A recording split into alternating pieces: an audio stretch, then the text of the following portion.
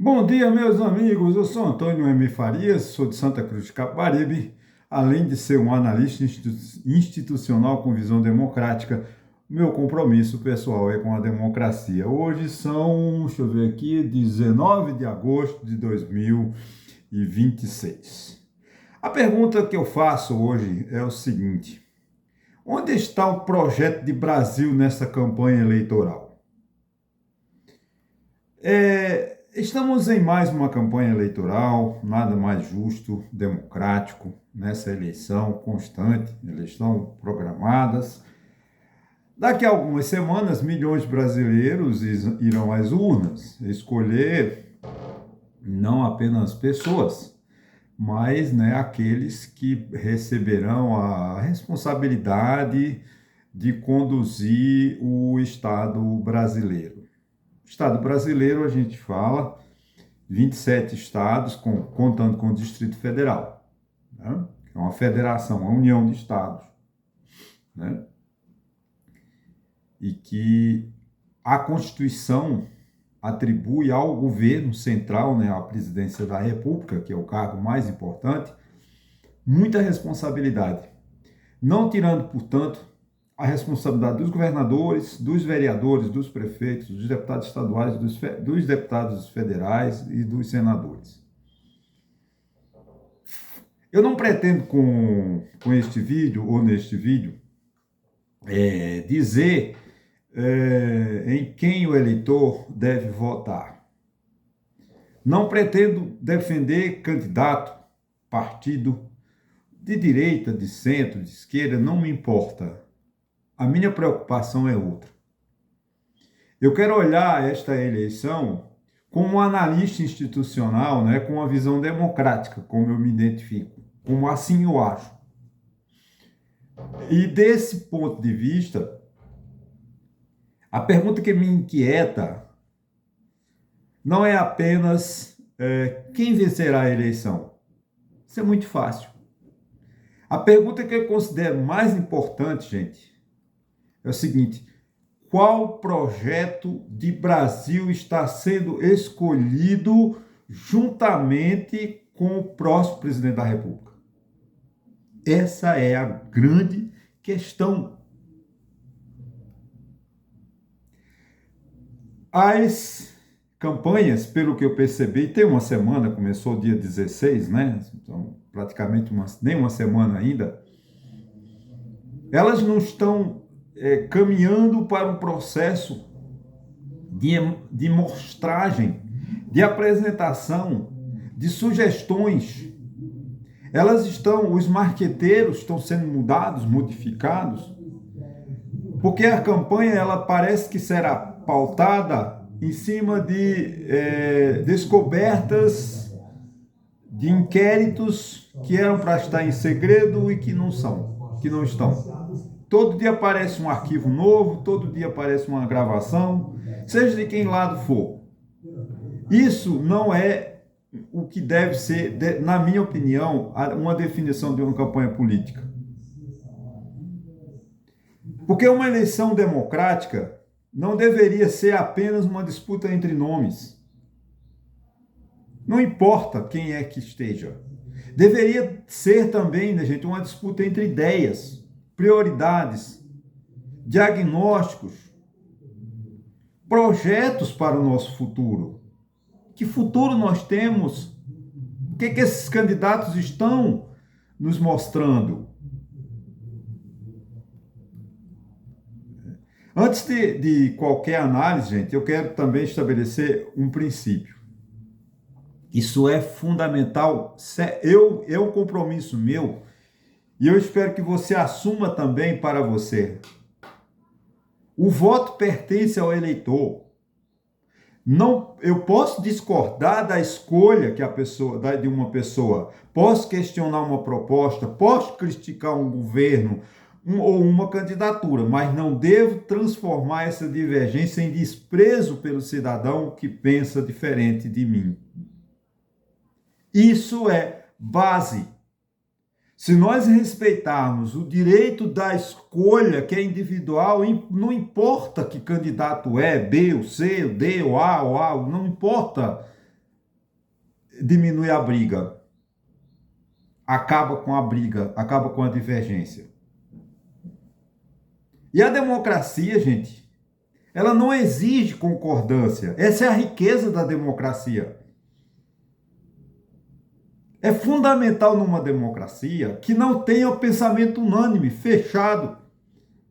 Se um bebe um produto de limpeza, eu não vou beber porque aquela pessoa está bebendo. Não, é um problema dela, deixa ela para lá, ela tem o direito. A democracia exige que aprendamos a conviver com as divergências. Democracia não exige unanimidade. Democracia, não vamos confundir democracia com maioria simples, com maioria absoluta, que seria um conceito mais jurídico, que eu não vou entrar nesse detalhe. Agora, uma das riquezas da democracia é a defesa do mais fraco, da minoria. Isso é fundamental, porque uma maioria pode mudar o destino de um país, pode levar um país a uma guerra, mas não é a maioria do pensamento, é uma maioria momentânea. Um congresso maioral, por exemplo, nos Estados Unidos, né? A maioria é de Senado, no Senado lá os 100 senadores, mas não sei, acho que 510 parlamentares, parece que a Câmara dos Deputados dos Estados Unidos parece que tem 510 deputados. Acho que 100 senadores, com certeza sim.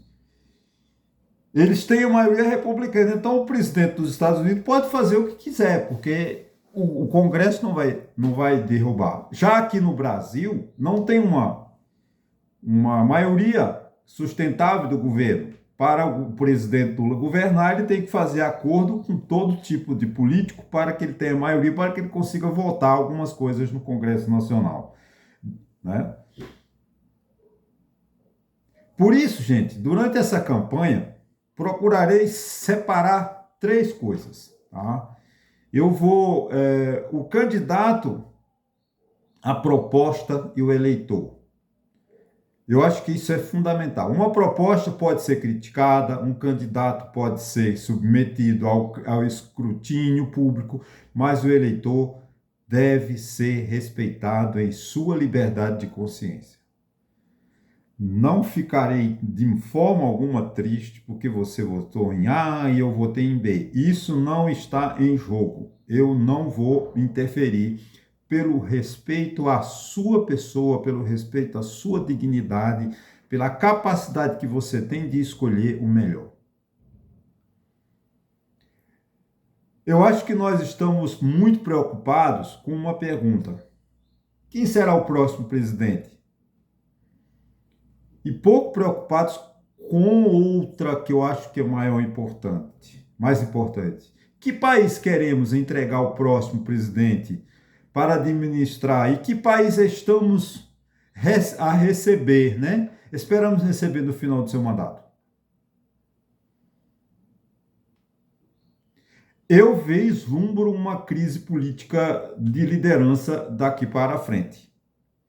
Porque os 2 candidatos, ou pelo menos as 2 correntes políticas que estão em debate no Brasil, elas se exterminam, elas terminam agora em 2026, quando Lula, em 2030, não poderá concorrer ao seu 5º mandato, e nem a família Bolsonaro, creio que ela também não esteja, pelo menos o Jair Bolsonaro, na mesma situação.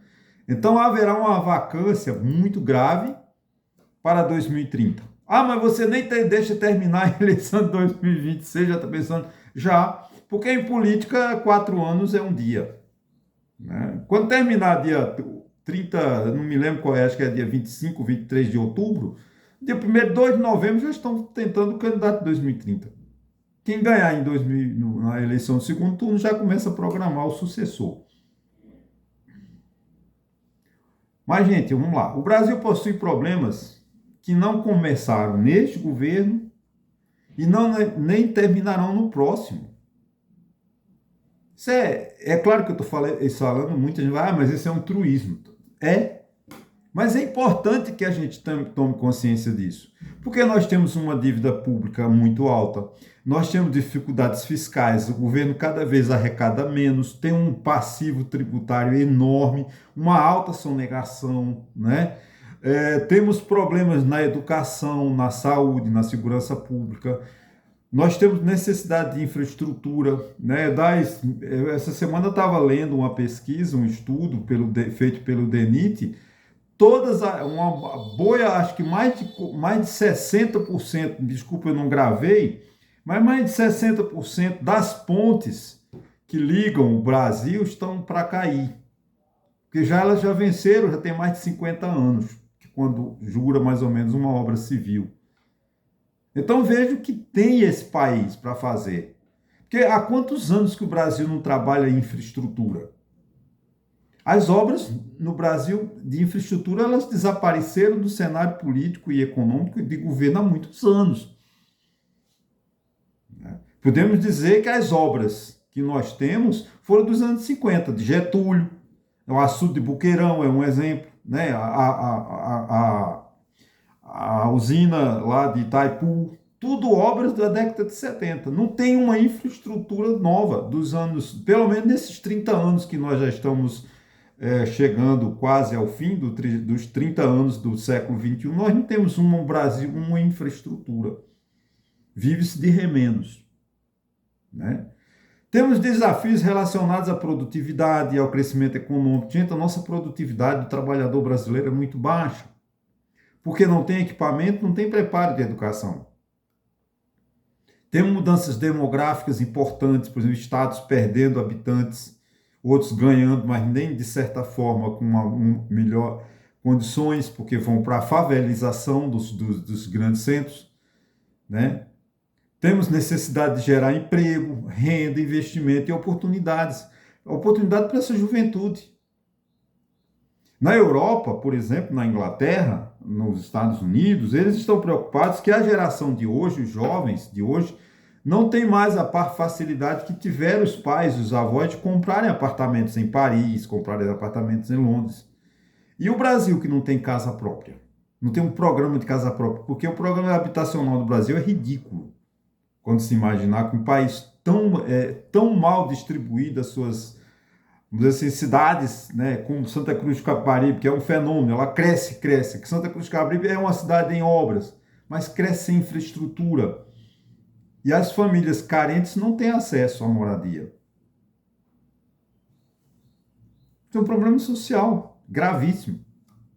Esses problemas não pertencem nem à esquerda nem à direita. Nós precisamos de separar essa coisa de direita e de esquerda. Os problemas são de todos, não são de A nem de B. Não é de um governo, não é desse governo. Os problemas no Brasil são de muitos governos. E a perspectiva? Né? O que nós vamos fazer? Esses problemas pertencem ao Brasil. Portanto, deveriam fazer parte de qualquer projeto sério de governo. Governo não é apenas a administração do presente.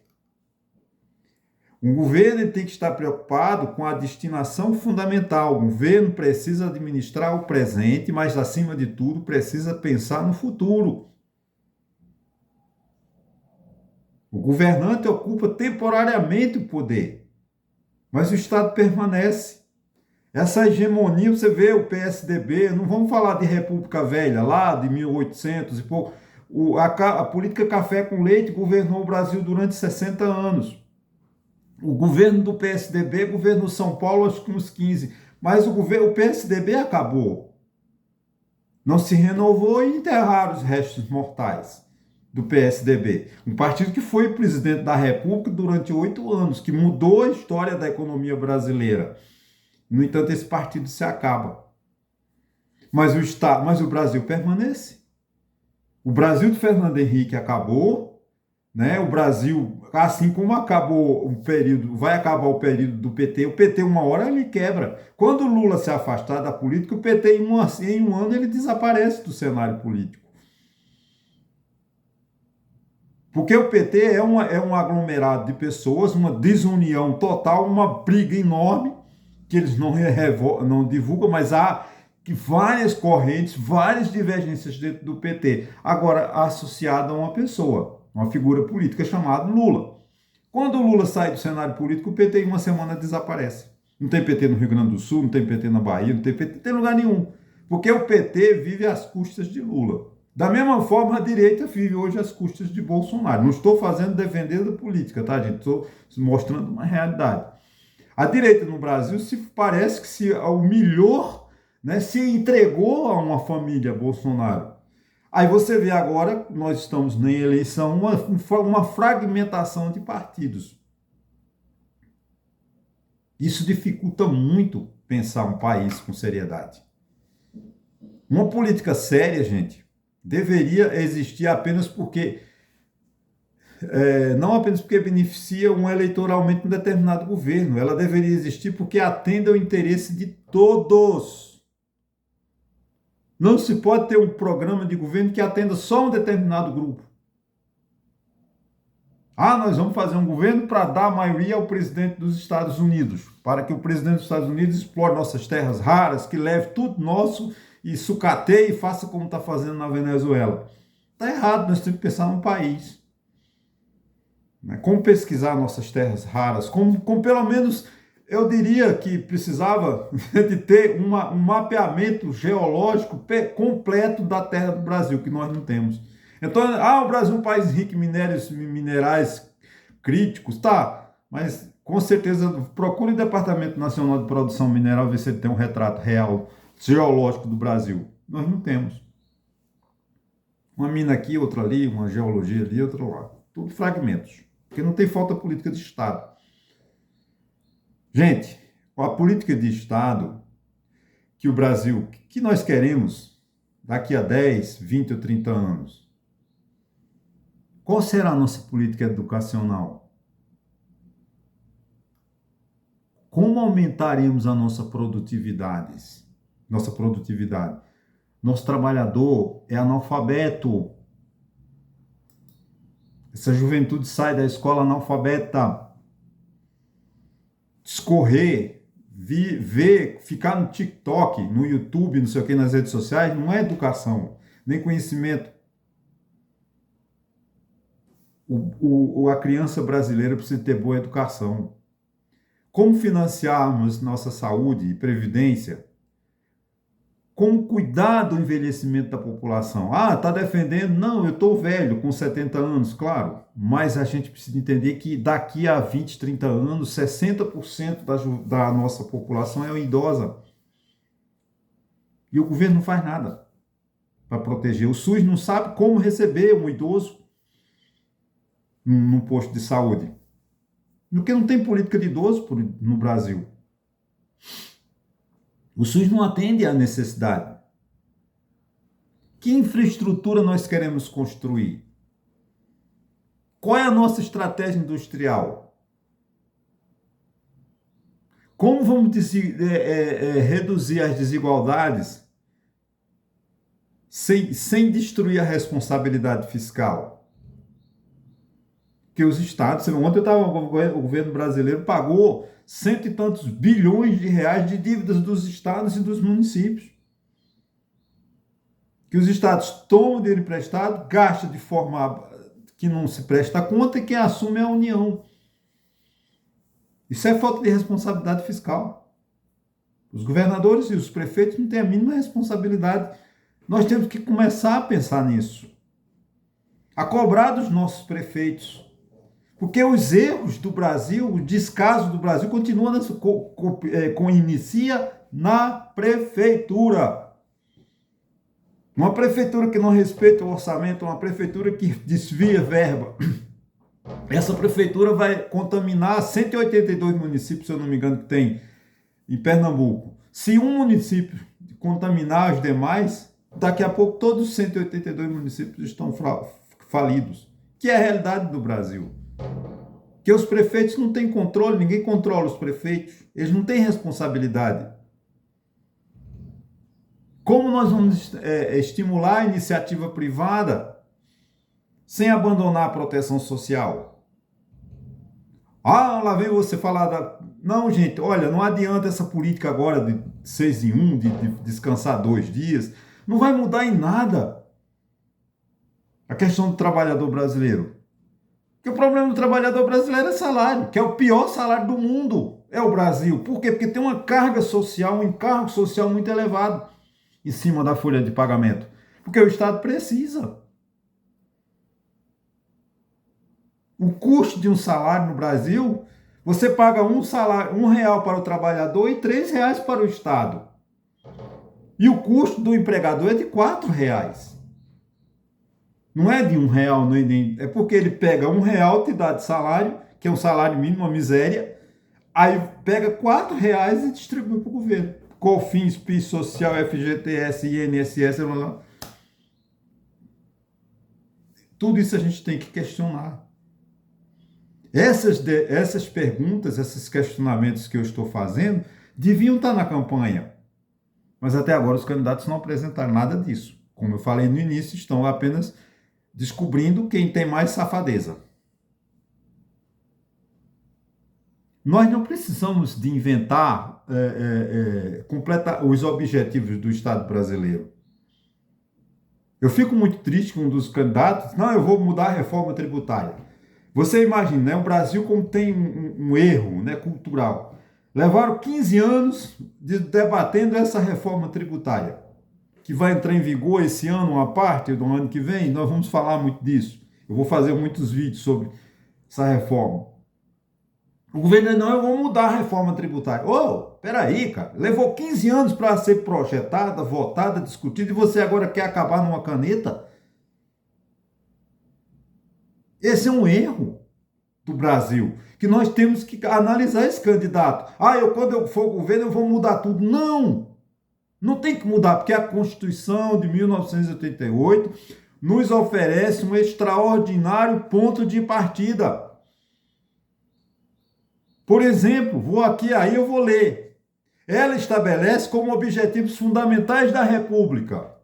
Está lá no artigo 1º e no artigo 3º. Construir uma sociedade livre, justa e solidária.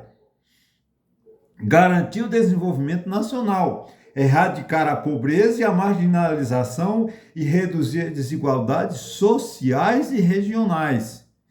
Promover o bem de todos. Portanto, o desenvolvimento econômico e social não precisam de novos apresentadores, salvadores da pátria, porque a própria Constituição já assegura isso. É só segui-la. O Estado precisa criar condições para produzir riqueza. Mas também a gente precisa perguntar: para que queremos crescer? O desenvolvimento econômico não deveria ser o fim isolado do Estado. O único objetivo. Não, porque nós temos que, além de crescer com a economia, nós temos que crescer acabando por exemplo, né, queremos o crescimento para produzir emprego, aumentar a renda, melhorar a educação, melhorar a saúde, criar oportunidade. Para permitir que uma criança, gente, que possa nascer numa família pobre, possa construir uma carreira diferente daquela determinada pelas circunstâncias do seu nascimento. Lá vai eu colocar-me de novo como exemplo. Eu nasci no dia 31 de janeiro de 57, no sítio Serra dos Bois, no município de Taquaritinga do Norte, uma família pobre, passando fome, passando necessidade. Fui para a escola, tenho um grande carinho pela minha professora Silva Borges, da Costa, lá no sítio Barrocas, município de Barra de São Miguel, que me ensinou as primeiras letras. Mas eu, com 10, 12 anos, papai disse, você já é filho de pobre, não serve para nada, você vai ter que pegar uma enxada. Me deu uma enxada, eu fui trabalhar. Até quando eu completei 18 anos, tirei minha carteira profissional com João Nagô lá em Taquaritinga do Norte e a carteira de reservista e fui embora para o Rio de Janeiro. Chegando lá, eu vi que eu precisava de aprender a ler. Porque eu fui trabalhar de faxineiro num prédio onde só morava estrangeiro, francês, alemão, e eu não entendia a linguagem. Falei, gente, se eu não sei português, como é que eu vou aprender essa língua? 8 meses depois eu fui para uma empresa multinacional de inglesa e aí eu tive uma deusa que me seguiu, que me ajudou, né, Dona Aileen, Dona Alessandra, que pegaram, me colocaram no Fusca, me botaram na porta do Colégio Santo Inácio e disseram, aqui está o seu mundo. Eu fui para o colégio, fiz uma prova, passei, hoje eu sou, orgulhosamente, sou contador e sou advogado. Mas foi um esforço meu. O Estado não fez nada para mim, muito pelo contrário, me cobrou. Porque quando eu fui aumentando, ele foi me cobrando imposto de renda sobre a minha renda. Eu devia ter dito, não, esse rapaz começou a estudar com 20 anos, vamos dar um tempo para ele para cobrar, pagar imposto. Mas não, ele cobra igual todo mundo. Então eu queria que um Estado que enxergasse as necessidades dessas crianças pobres. Eu passo todo dia em frente a uma escola municipal, não sei se até tem escola municipal, escola estadual. Eu vejo, eu me emociono, eu nem gosto de ver, porque eu me emociono vendo aquele pai, aquela mãe de braço dado com o filhinho, com a filhinha entregando a professora. Aquele pai e aquele professor tem um sonho, transformar aquela criança num cidadão honesto, ou numa cidadã. E na escola pública eu vejo aqueles adolescentes de 13 para 14 anos brigando, criticando, pulando, falando mal do outro, se beijando. É o futuro. Agora, se nós não temos uma boa educação, o que será daquele jovem, daquela jovem? Nada, porque ela não tem chance de passar num vestibular, ela não tem chance de fazer um curso superior como eu fiz. Quando ela puder fazer, ela vai fazer um vestibular de mentira, vai entrar para uma faculdade que só quer o dinheiro. Faculdade particular. Aqui em Santa Cruz tem milhões de faculdades que só quer o dinheiro. Não tem professor, você vai lá, paga 200, 500 reais por mês. Ah, não, você tem um monitor. Eles te mandam lá um PDF que não custa nada e você se forma. Será?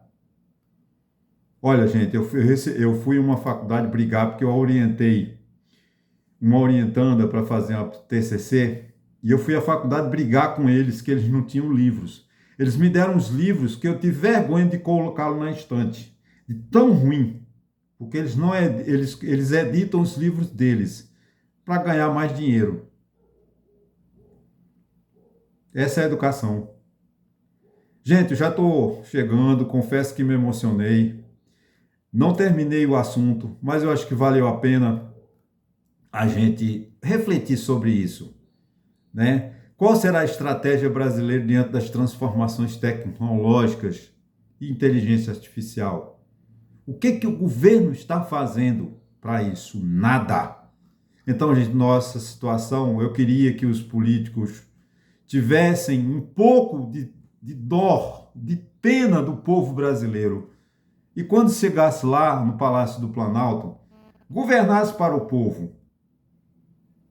Mas, infelizmente, isso não vai acontecer. Mas como eu falei no início, eu respeito a decisão do eleitor, eu respeito a sua decisão.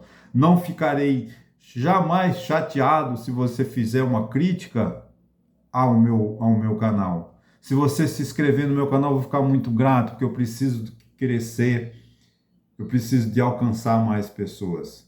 E esse alcançar mais pessoas, essa educação, essa sede pela educação que eu tenho, só depende de você.